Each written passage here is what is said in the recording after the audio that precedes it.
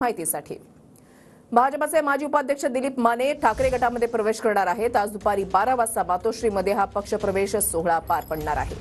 आढावा घेतलेला आहे आमच्या प्रतिनिधींनी, पाहूयात।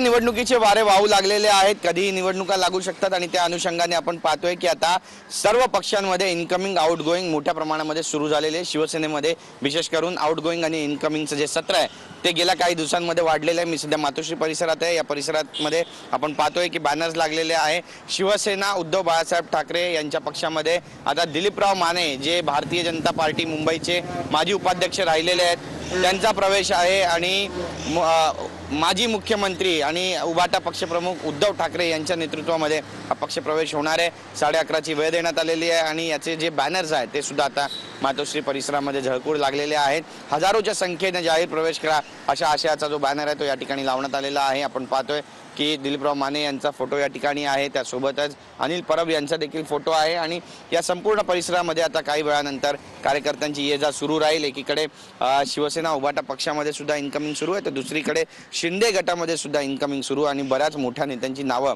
उलगडली जातील असं बोललं जाते। त्यामुळे नेमके शिवसेना उभाटा पक्षाचे कोणकोणते आमदार आणि नगरसेवक आता शिंदे गटात जाणार आहेत आणि शिवसेना उभाटा पक्षामध्ये नेमके कोणकोणते नेते येणार आहेत हे पाहणं महत्त्वाचं ठरणार आहे। कॅमेरा पर्सन रोहन गायकवाडसह गिरीश गायकवाड, TV9 मराठी, मुंबई।